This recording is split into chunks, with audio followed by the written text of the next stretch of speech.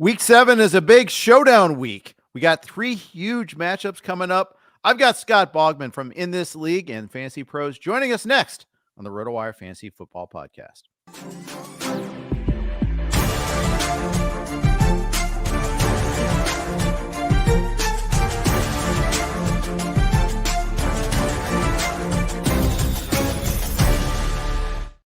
Hey, everybody. Welcome to the RotoWire Fantasy Football Podcast. I'm Jeff Erickson here, and I'm with the great Scott Bogman from the In This League podcast.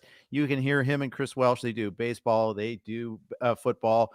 Scott does college football, covers it thoroughly. Also, you can hear him on Fantasy Pros as well. Scott, thanks so much for joining us today. Hey, thanks for having me. Always happy to talk football at any time, and with you is a joy. So thank you for having me, Jeff. Yeah, no problem. We're in a couple of leagues together. We're in the pentathlon, but put together by our buddy Derek Van Riper. I think, are we in Flex together, or are we? Yeah, I think we're in the Flex League as well. The Flex League as well. I'm actually doing pretty well in that league. Say that. Yes, you are. I got a lot of crap for skipping CMC and taking Joe Burrow, but I was in that spot where I think I was picking 8 and 7 people took quarterbacks in front of me. So I kind of panicked and took a quarterback, and then another one didn't go until I took Jaden Daniels in the second round. So Burrow and Daniels have been working out for me. Yeah, I'd say so. I got Stroud. I think I was 6 in that league, so I was okay with that. He hasn't been killing it for me, but I'm 8-4, so I'm creeping up behind you, doing the best I can. But I also avoided CMC though, so that's we can secret handshake for that one. That's there. right. Let's talk about this big showdown week. There's Packers Texans this week. There's Lions Vikings, and of course the Super Bowl rematch there. Viking with after those 2 games, we got the Niners and the Chiefs, of course, too. Fun week. Really looking forward to it. Makes it kind of hard sometimes handicapping with these real big matchups.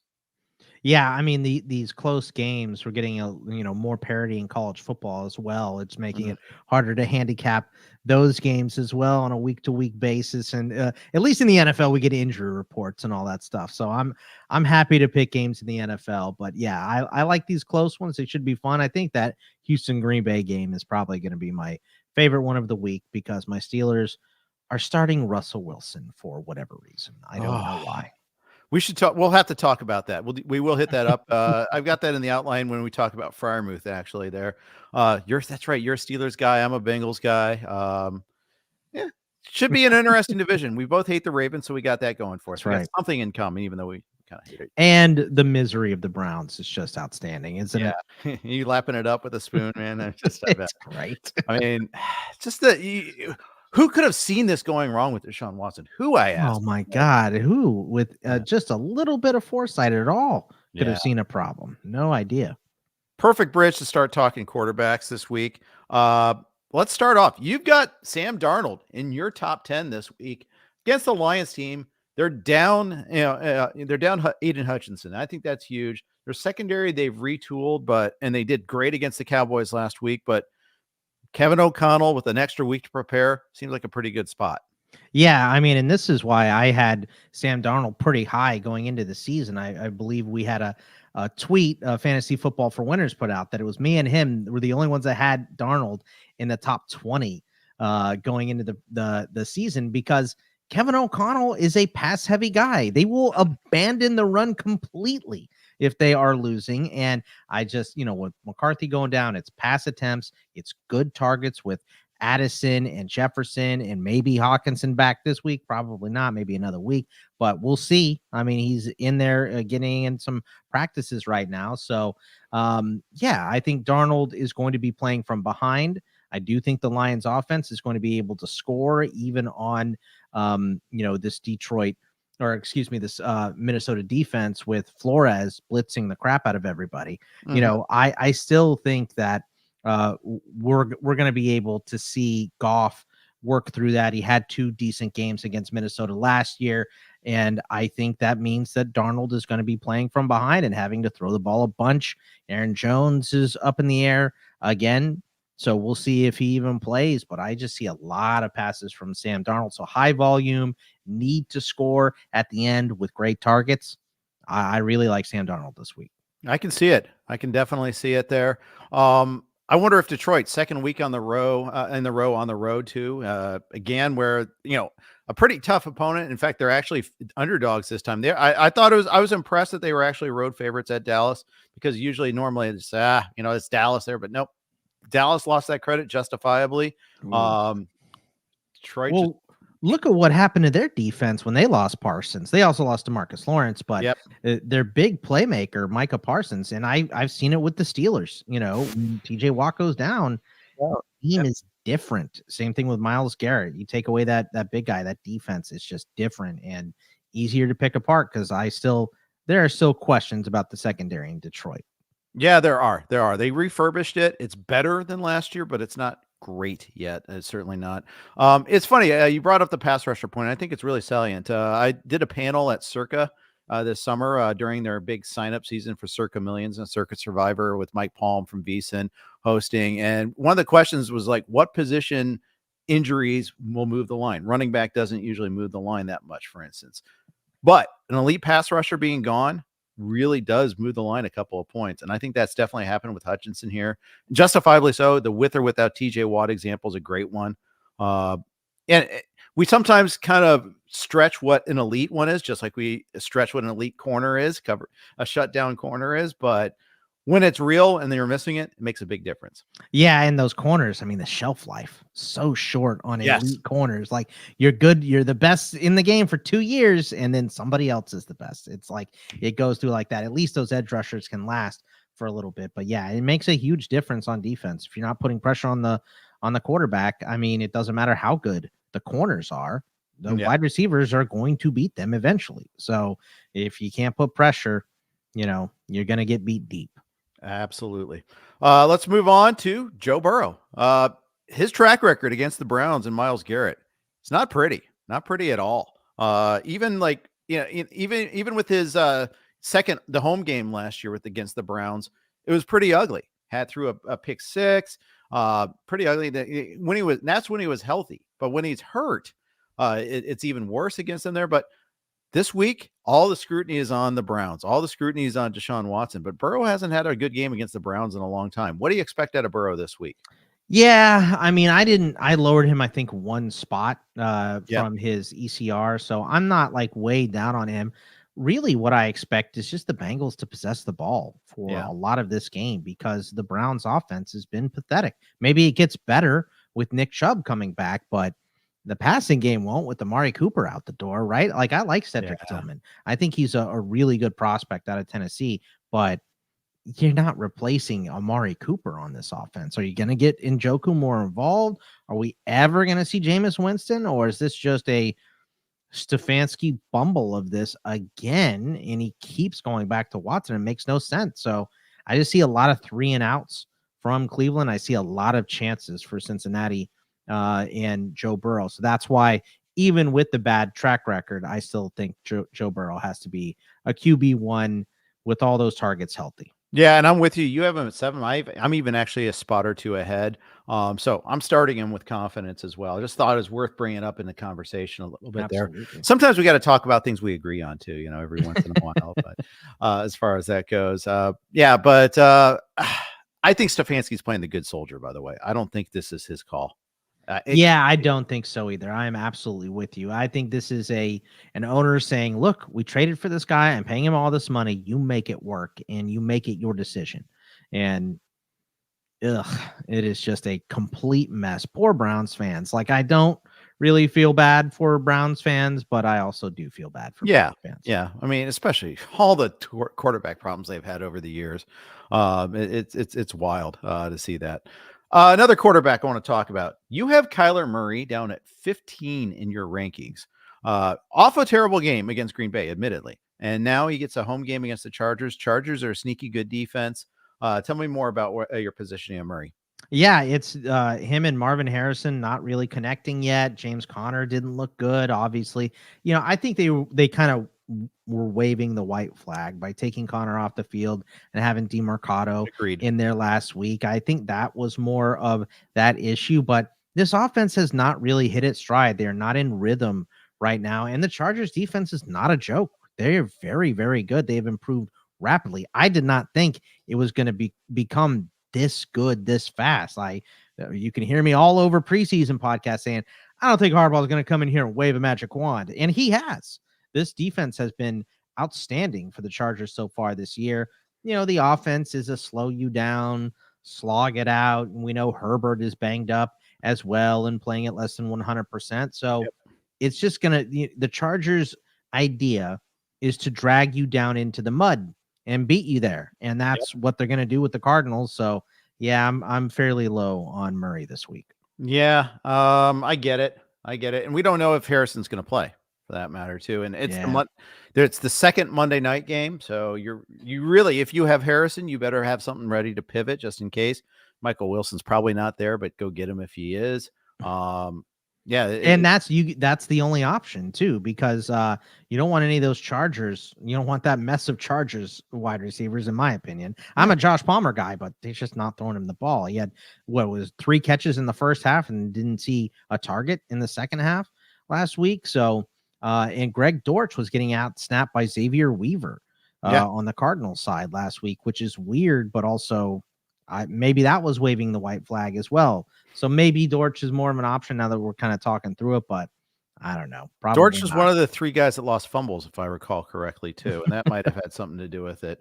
One of those, we're going to bench the fumble guys. I think Connor also lost a fumble, too. So I wonder if that's the I've seen thread.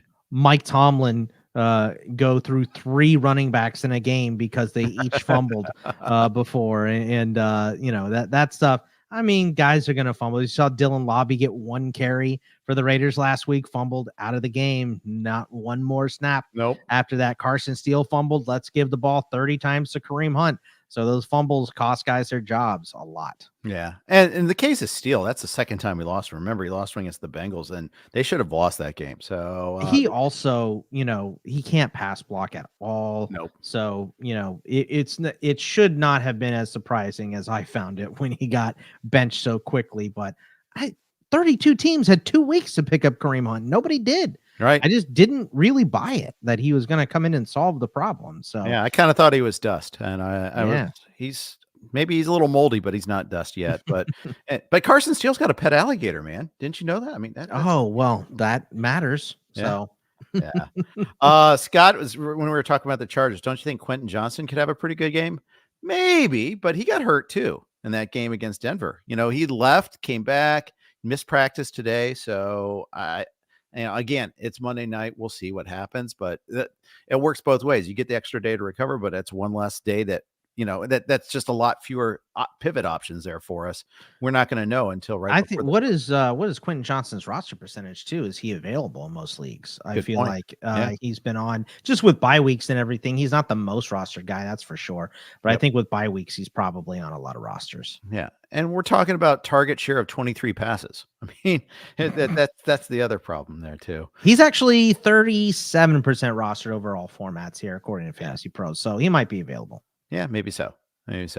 Last one for me. I'm going to have you resolve a roster decision for me. I get to ask an expert for once. NFFC, I've got Dak on bye. I picked up Matthew Stafford. I have Herbert. We were talking about Herbert. Who are you going with here?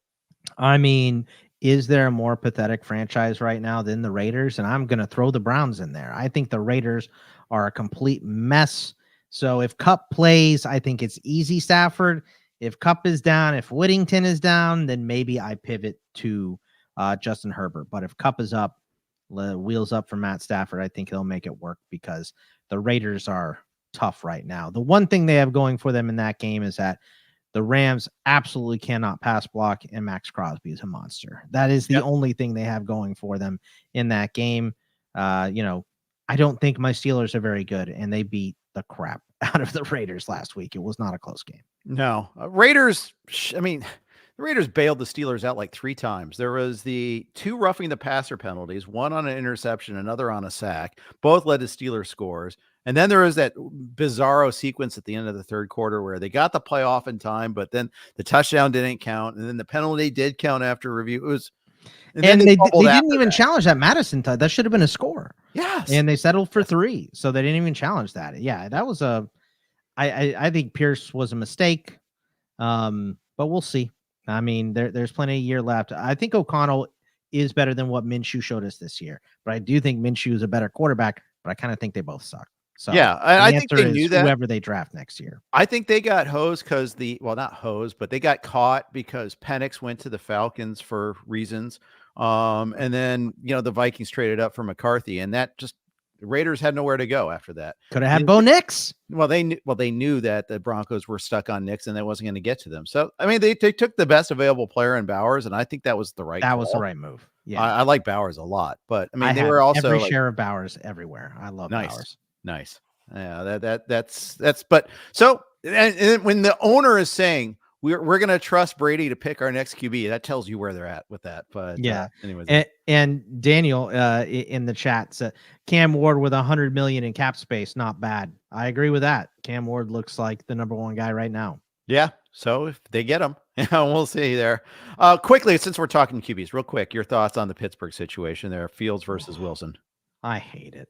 Yeah, I really do. I mean, we're hearing rumors about maybe the wide receivers were griping at Tomlin and saying, hey, give us a chance to win. And Fields misses open guys, but Fields has done enough with this defense to make it work. So I guess, if you're looking for a long-term answer, I don't think it's either one of these guys, to be honest, because what I've seen from Fields is fine, but it's not good enough to lead your team to a Super Bowl, in my opinion. So what different, if you're not good enough to win the Super Bowl, who cares? Yeah. And that is actually a good point. And that's just the point, I think, why the Steelers are trying this. Cause they got their 4 wins, but who did they beat? Right. They don't have like that signature win. They've got the Ravens coming up, the Jets now, obviously they got 2 games against the Ravens, 2 against the Bengals.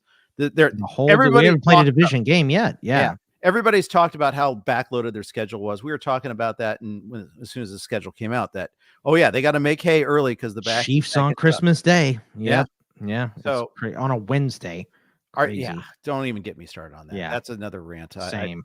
Give us a day. Let us have Christmas. Won't anybody think about the fantasy creators, Scott? Won't anybody? I mean, come on. All right. We are brought to you in part by the good folks from the DraftKings Pick 6 app. Here is their ad right now. We're proud to be brought to you by DraftKings Pick 6. So many NFL offerings each week over at Pick 6. Been enjoying playing on the Pick 6 platform each and every week of the NFL season. Think a certain quarterback will throw for more than 300 yards. How about your favorite receiver scoring a touchdown? Check out Pick 6, the newest way to play fantasy football and win cash right now with DraftKings. Here's how it works. Just pick 2 to 6 players of the same sport and choose if they'll have more or less of a given stat.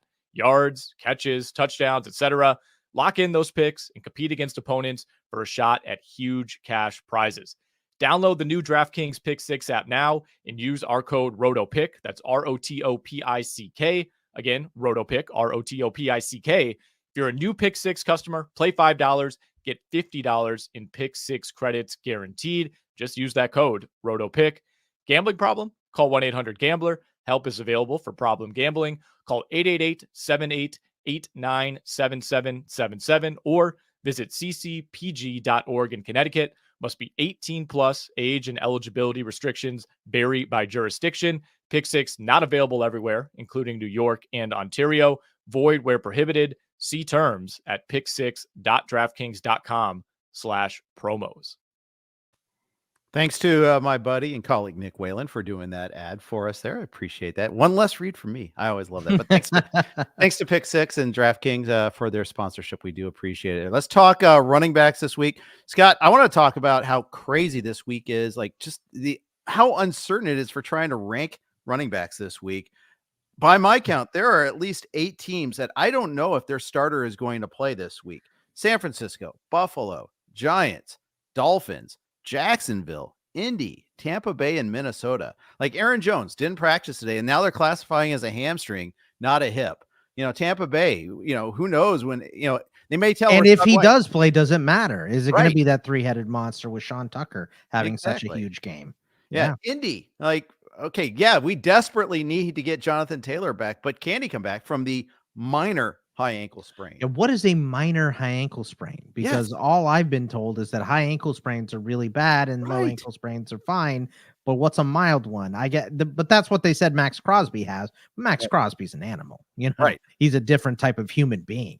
So, these are confusing. And also, Trey Sermon banged up in Indy as well. It might be Yeah. Tyler Goodson time, the pride of Iowa, coming in here to wreck some stuff. So yeah, He was there better are than so Sermon many. last week. At least I'll give Yes, him he credit for was. that. I mean, He that was. Yeah, I've never really liked Sermon, but I'm a Texas guy and he went to OU, so I can't like him. Yeah, there you go. There you go. And he tore up my Northwestern Wildcats in the Big Ten championship game when one of the 2 years we made it. So yeah, I've got reason to dislike as well. Like Jordan Mason, he's my most rostered player. So wow. I'm Nice. sweating this one out. Got him in 8 leagues. Do I go big on Garendo? Do I take the chance that Mason plays because he's already doing limited practice? I don't know. I mean, same thing with like Ray Davis looked awesome on Monday night. Oh my God, didn't he? And I can't believe like Sean McDermott usually is not great. I want to use other words, is not great with rookies, right? Like we saw Keon Coleman, 15 minutes late for a meeting, gets benched for the whole first quarter. Cole Bishop can't see the field. It's just, he's usually really hard on rookies. So I was like, I think Ty Johnson is going to get a lot of touches in this game. Nope. Here it is, Ray Davis, who is the better running back by a lot over Ty Johnson. He looked outstanding. And that's one of those things kind of like Tyrone Tracy. Okay, well, now when James Cook comes back, is Ray Davis still going to get involved? He looked too good to be just pushed aside. I know it was one game, but let's at least see a little bit more from him than Ty Johnson, right? Amen. The genie's out of the bottle now. Yeah. At the very least, it's got to become like it's not like a workhorse thing anymore. It's got to be some semblance of a timeshare. At least Tracy's earned that right to be on the field. 2 decent games. Didn't run great against the Bengals, but he's great pass catching though too. I mean, yeah, you gotta kind of go with that there a little bit more. Let's talk about a situation where it's just talking about his rank. We're not any confusion about the role, and that's Josh Jacobs. Matchup here against the Texans isn't wonderful, and as my colleague Jim Coventry was talking about, the Packers haven't used Jacobs that much in the passing game so far. Yeah, it's also weird. You know how many touchdown passes he has caught in his career? Tell me. 0.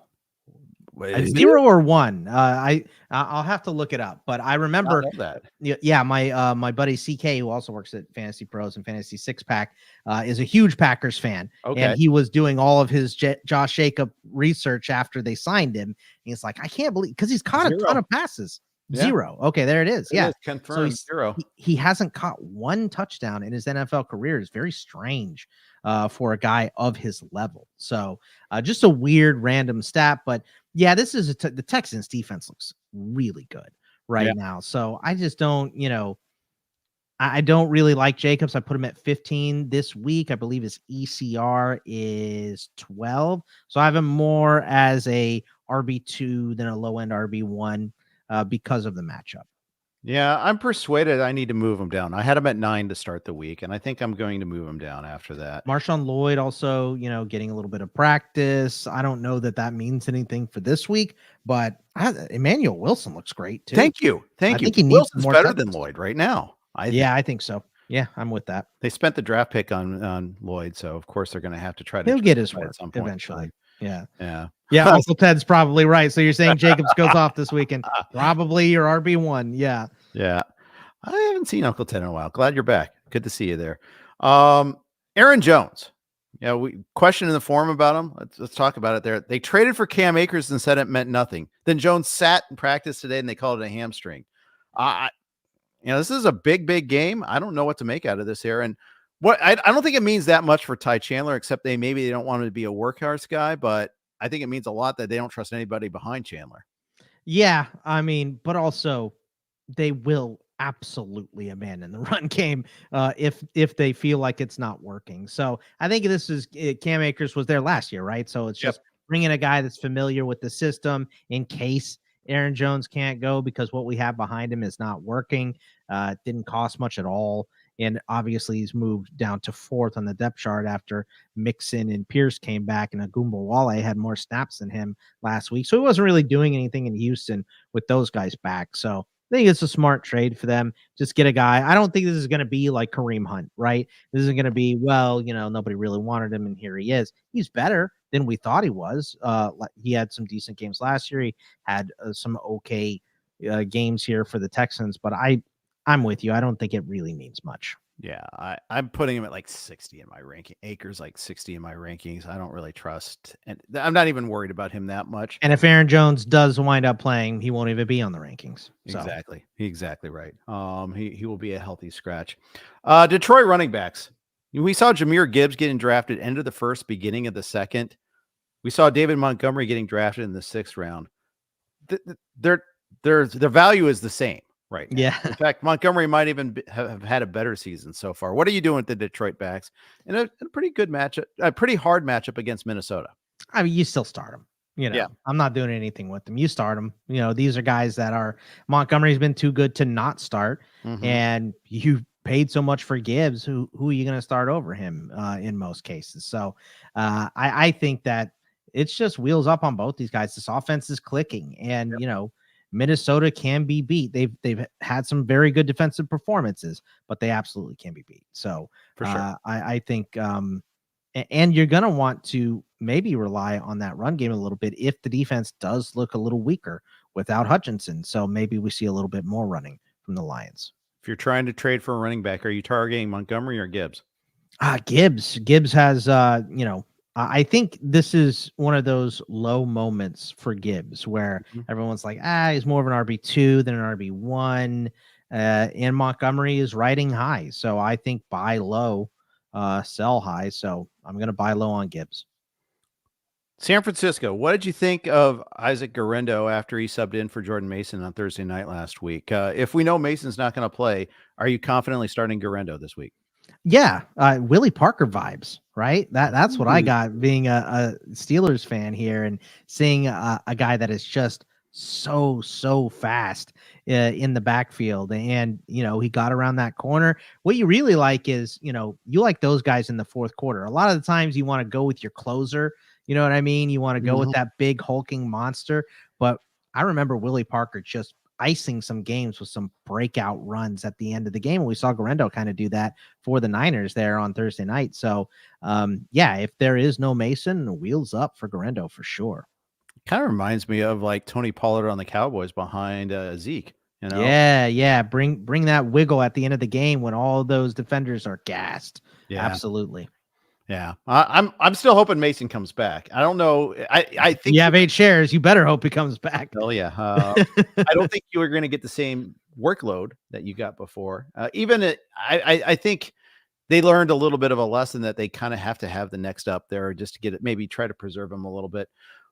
Do we see CMC like November 10th, November 17th? When do we see CMC? I don't believe anything that the Niners say again ever. I mean, because I am the CMC guy. I was all, don't worry about it. Look, they're saying they gave him a contract extension. They're saying that if this was the regular season, he would play. Don't worry about it. He's your number 1 overall guy. And then it's not a calf strain. It's Achilles strain. And it's not an Achilles strain. It's Achilles tendonitis. And then it's bilateral Achilles tendonitis. And now he's going to Germany. And now he's just magically going to, I don't believe a thing the Niners have said. So I am not buying any shares. I am selling my shares of CMC for what I can get. And I don't think he's going to play.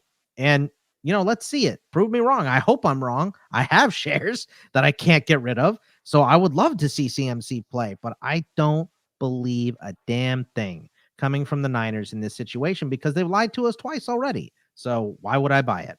Yeah. Amen to that.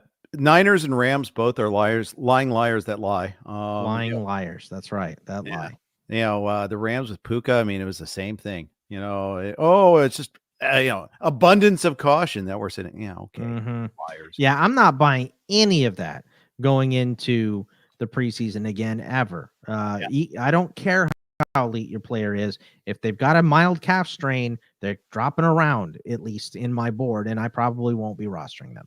Mark Andrews too, by the way, with the car accident in 2 weeks and not really practicing in training camp after that there, I think there's something to that in regarding his low snap count and his slow start. I think that's 100% connected to all that there. I mean, it's as good a reason as any other outside of Todd Monken using him as a left tackle. So I don't understand that at all. Like, and we, what, maybe we just didn't see a fair amount of him with Baltimore last year because he was, what was he, 100% for 3 games last year, maybe? And he had a couple nice games in there, but then he couldn't do anything at the end.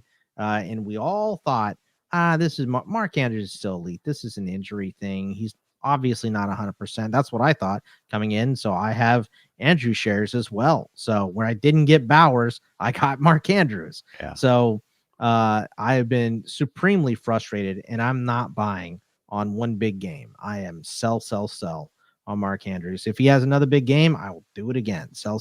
I don't buy it. It's Derrick Henry. That's what they want to do. Yeah, exactly what Uncle Ted said again. The game plan for Baltimore every week should be run Derrick Henry 100 times and pass when you need to. Yeah, that's what it should be. Play action will work like a charm. Yep. And it's going to benefit Zay Flowers quite a bit. As we've seen the last 2 weeks, the Bengals geared up to try to stop Henry. So, okay, we'll just throw to the wide open receiver or the wide open tight end. This offense is rolling. They've really got it all dialed in right now. We're going to talk wide receivers next, but first, going to get a quick note from our friends over at Underdog. We're proud to partner with Underdog Fantasy for the NFL season. Underdog is the easiest place to play fantasy sports. It's also the fastest growing fantasy app in the industry. In addition to their popular best ball contests, Underdog also offers great DFS pick'em games. Pick whether your favorite players will have a higher or lower stat total in this week's game for a chance to win big. You can win up to 1,000 times your money in a single night by picking between 2 and 6 players to build a pick'em entry. Hey, you could pick Alvin Kamara and Bub Means. Hey, why not pair them up together there? And you can see whether they get more or less on their higher or lower on their stat total there. Sign up with RWNFL to claim your free pick, plus a first-time deposit offer up to $1,000 in bonus cash.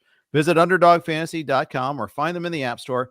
And don't forget to register with my promo code RWNFL to claim your free pick, plus a first-time deposit offer up to $1,000 in bonus cash at Underdog. Must be 18 or older, 21 plus in Massachusetts and Arizona, 19 plus in in Alabama and Nebraska, and present in a state where Underdog Fantasy operates. Terms apply. Concerned with your play? Call 1-800-GAMBLER or visit www.ncpgambling.org. In Arizona, call 1-800-NEXT-STEP. Text NEXT STEP to 53342. In New York, call the 24/7 Hope line at 1-877-8-HOPE-NY or text HOPE-NY. Big thanks to Underdog for sponsoring us all during the fantasy football season.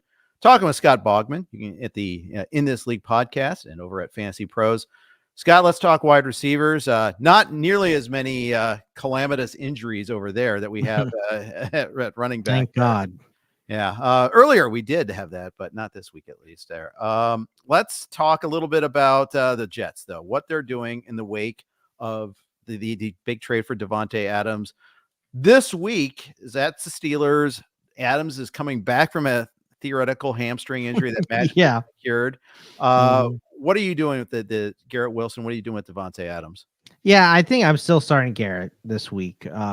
Davante, I think I'm okay starting him as well. I mean, the one thing here is we all, I think, agree this trade doesn't make sense for the Jets. They're 2-4.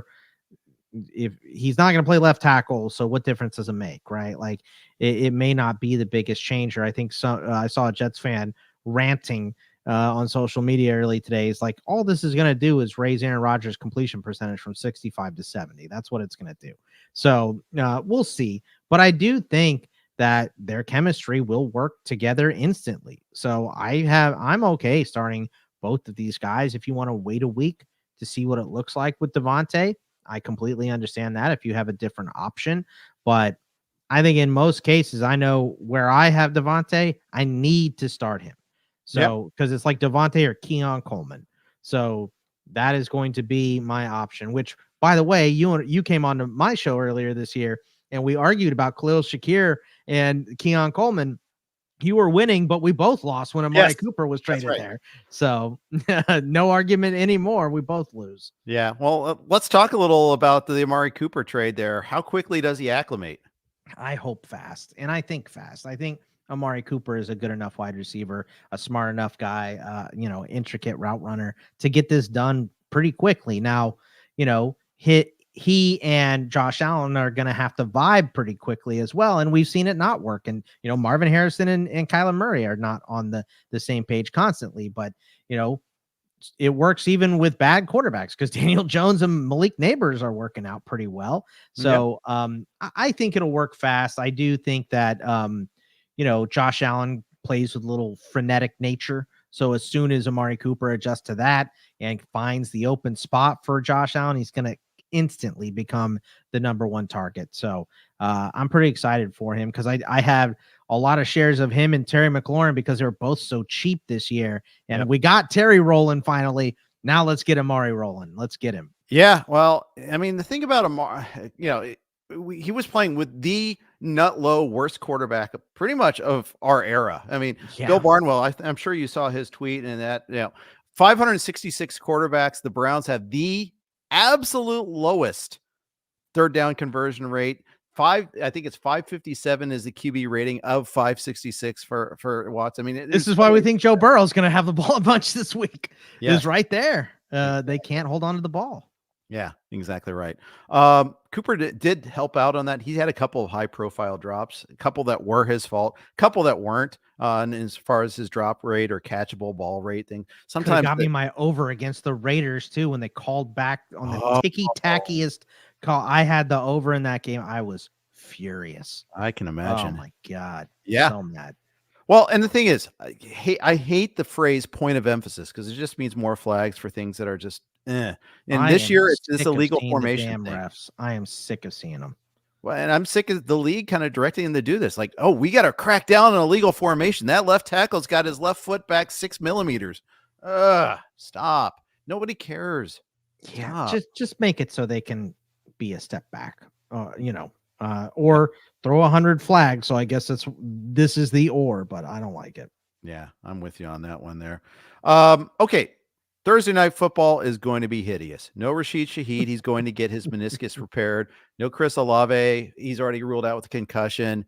No Taysom Hill. It's no offensive line, but Bub Means is there. I really butchered that there. Good job, Jeff. But he's going to get a lot of targets. He's worked with Spencer Rattler in practice a bunch. And I think that kind of carried over to the game against the Bucs. They don't, speaking of just like absent of other threats, I mean, Means it's just going to have to get a lot of targets. Yeah, I mean, they don't have a lot. Juwan Johnson, we saw, got a decent amount of targets from Rattler in that first game. But yeah, Means is going to be the number one snap guy. Mason Tipton, probably number two, who we saw have some good preseason action there and move his way up the depth chart. So we'll see. I actually like the other side of that game a little bit. I think Bo Nix, we just saw how bad this defense was against Tampa Bay. I think Bo Nix could actually have a decent game and maybe connect on some of those deep hitters, especially to Cortland Sutton, hopefully, because I'm playing the longest reception on him on Underdog already this week. So, and Vele, Devon Vele, I mean, look at what's been done to the slot against New Orleans. JuJu Smith-Schuster got the time stone and went back and into 2019 and had his knee back and had 130 yards and 10 catches. And then Chris Godwin ripped them apart last week. So Bailey playing in the slot for the Broncos could be a decent option if you're looking for a waiver wire or something in a deeper league. But Rattler was not bad. I'm not excited about him right now because of the offensive line and because of the injuries to the receiver core. I see a lot of dump offs to Alvin Kamara, a lot of short passes to Juwan Johnson, and hopefully we get Bub Means getting some targets here. They got to throw the ball to somebody, and Surtain is down this week as well. Yeah, so that's true. That could open up a little bit but Riley Moss has been playing great on the other side. But yeah, they'll have some options to throw to, but we'll see if Rattler can make it happen or not. Yeah, it's just the injuries are really a story in New Orleans. They're down to their third center. They lost Ramczyk in the preseason, even in training camp, like opening day of training camp, basically put on the season-long PUP list. Will Harris got hurt in that game against the Chiefs, and I think that's one of the reasons why JuJu went off and why they were just defenseless against the Bucs. And I think that impacts their run defense too, and that's why they were able to run it down their throat in the second half. Yeah, there was the give up factor in that game as well. Like, I love Sean Tucker, and I'm glad he finally had a big game. And I actually did start him in a league. I know nobody believes me. I can show you a screenshot if you want it. But it's a keeper league, a dynasty league. Of course. My running backs are Taylor, who was out, Achan and Kyron, who are on bye weeks. My other two that I started this season with, because we draft early, Kendry Miller, who was also on IR, and Keaton Mitchell, who I knew going into the season was on IR, but I still grab and stash. So my other options were Aaron Shamklin. I mean, I was down. This is a 16-man league. I was down to nobody. No, I understand. So I picked up Sean Tucker going, okay, maybe he'll get a little if Bucky gets banged up or he'll be second or whatever. I did the same thing with Eric Gray, and it didn't work out with Eric Gray, right? Right. But it did work out for Sean Tucker, so I was happy about it. Will you win with that during bye weeks, injury weeks? It feels right. It feels so much better. It makes people ask me if I have a deal with the devil. That's my buddy Chris Liss had Derek Blaylock going the game. He had that 4-touchdown game for the Chiefs way back in the day. I don't know if you remember that. That was one of those lightning strikes that's never going to happen. It's like Jonas Gray on the Pats. Remember that game he had against the Colts, and then overslept and never played again, basically. Dude, I played when I was 17 or 18. I used to play in this league where we would draft offensive linemen, defensive players, punters. Like you would have a 52-man roster. Yeah. And the interceptions were compounding. So it was -6, -12, -24, -48, and I had Ty Detmer when he threw 7 picks. Oh no. And I scored, like, the average score in this league was like 480 points, and I scored like 96 points, and my opponent scored 512. So it was like those 1.3s that you're seeing from this past week, right? Those 3.2s of people that started, like the Dallas defense and a quarterback that got hurt and these running backs that did nothing, and Olave and Harrison and everybody. Yes. So that was Dallas Goedert. There were so many first quarter beats. Injuries. So many bad beats last week. Yeah. So bad. Brutal. Pop Douglas or Bub Means? Who you got? Ooh, let's go with Pop. Pop is getting a lot of targets. He's a slot guy. It seems like him and Drake May already kind of hit it off last week. So I think I'm rolling Pop. Yeah, I've got pop music going here too. Definitely there. I like Drake May. I like what Drake May is going to do for him. I think that's one of the things I really like. Let's keep Drake May alive. I still don't know that it's really right to be starting him behind this offensive line.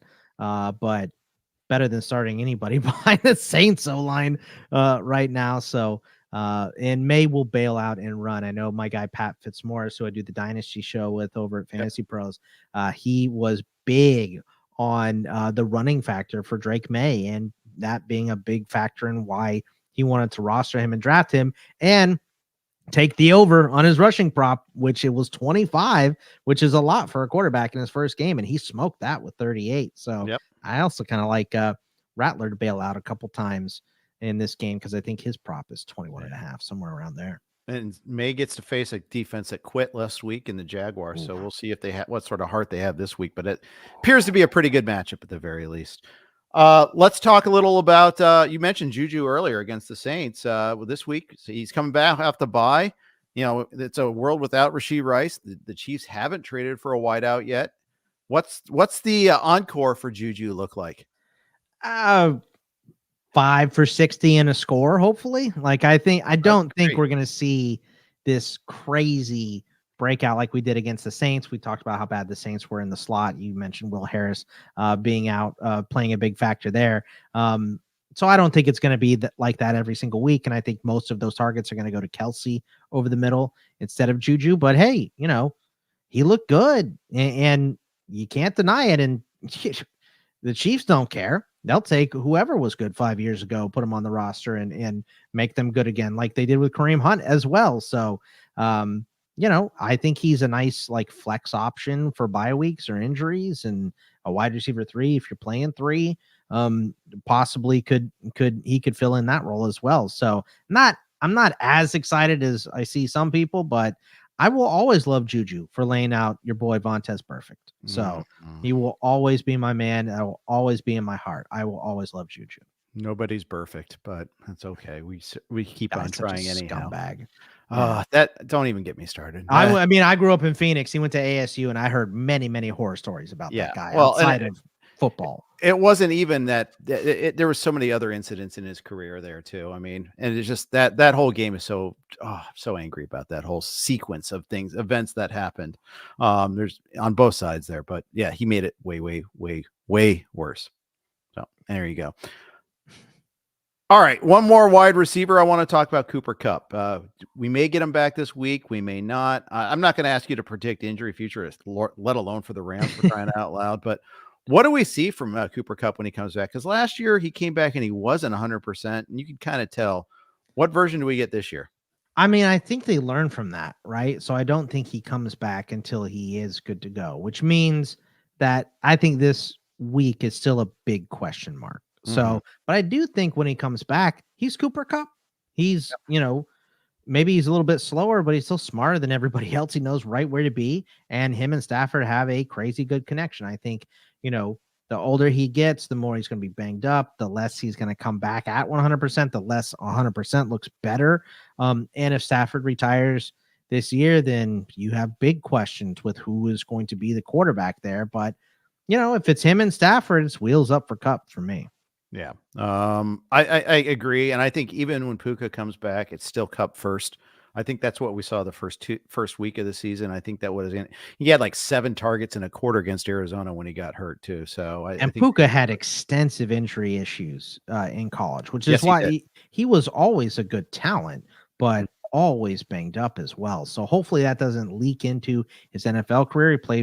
He stayed relatively healthy till the very end last season. So hopefully he works back from this and he's the same guy that we saw, but I do question it. Yeah, for sure. And that's why they got him cheaply in the draft. And that's why they got Jordan Whittington cheaply in the draft too. And he's banged up now. So we'll see what happens with Whittington, coming out of the bye. We're kind of like, okay, it's time. And now we see he's not playing, participating full in practice. You're like, oh, come on. I want to have something to rely on here, but I guess we'll just have to move on from that. We're going to move on to tight ends next, where we don't have a whole lot of disagreement. So we're just going to talk about a couple of issues. But first, quick note from our friends over at Circa. Circa is just the best place ever. It's football season, and it's the best place to catch the games at Circa Resort and Casino in downtown Las Vegas. They've got the stadium swim is like just amazing. It's the best pool in history. 3 levels, 6 pools, and 143-foot diagonal screen. Whether it's Thursday, Saturday, Sunday, or Monday, Stadium Swim is America's favorite place to watch football. No matter the size of your group, Stadium Swim is the place for you. From owner suites to cabanas, day beds to stadium booths, there are seating choices for everyone. And the best part, Stadium Swim is open 365 days a year. With the temperature-controlled pools, it's a great place to catch the games all season long. Stadium Swim, located at Circa Resort and Casino in downtown Vegas. Book today at circalasvegas.com. And if the swimming pool isn't your scene, their sports book is amazing. I like that you're holding that up right now there. That's beautiful. Stadium Swim. My buddy was there last week. Yeah. He was there last week watching some football. So it's incredible. Incredible place. The sports book is incredible there. All the bars are loaded with TVs to watch. I mean, it's just, and they make a point of hosting companies to have their fantasy drafts there. They are just, they're very fantasy friendly. So we like them quite a bit. My next move will be to Vegas for sure. Nice. Yeah, I think so. Yeah. Very cool. They treated RotoWire well. We've had our summer get-togethers the last 3 years there. It's awesome. We already talked to Mark Andrews, so I'm going to cross that off the list a little bit. Your advice, sell high whenever he has his next big game. So just to reiterate, sell high on Mark Andrews.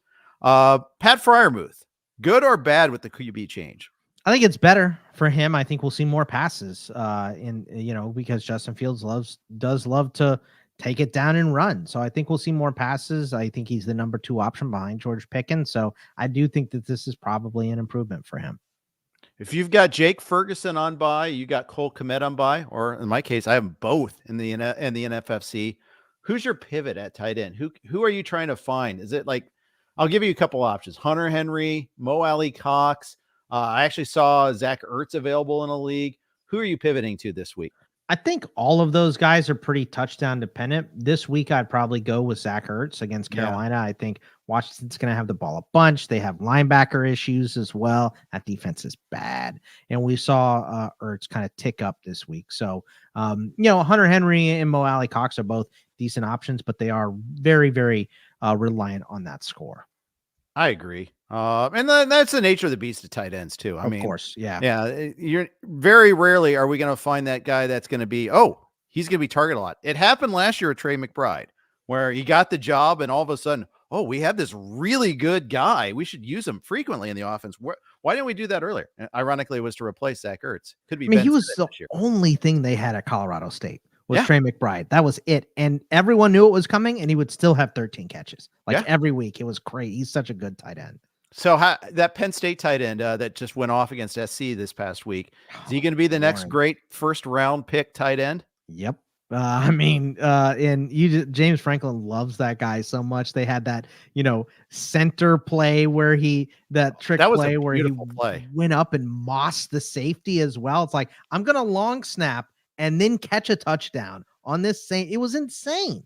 And the best part was showing one of the safeties pointing to the ref like, hey, he snapped the ball as the play's happening. He just it was incredible. But it was weird because he was on the edge, so it was allowed and all that. It was it's a very, weird design play. It's not going to work every time, but it worked that time. Yeah, he looks Warren, he looks outstanding. Yeah, Penn State looks great too. I hate James Franklin, but I'm a Northwestern guy. So first of all, when he was at Vandy, we beat him twice, and he canceled the third game in the series like a month beforehand. So we had to scramble to go get a replacement game. And then last year he ran trick plays up on us, like when they're up like 30 on us there, just rubbing our face in it. So I'm anti James Franklin. I'm sure he's a good coach, but those two things are bullet points against for me. Makes terrible decisions at the end of games. We know that. Yeah, well, there's a long tradition of college coaches doing that. So very true. Yeah. So you doing so much college work, does that help you with your NFL fantasy?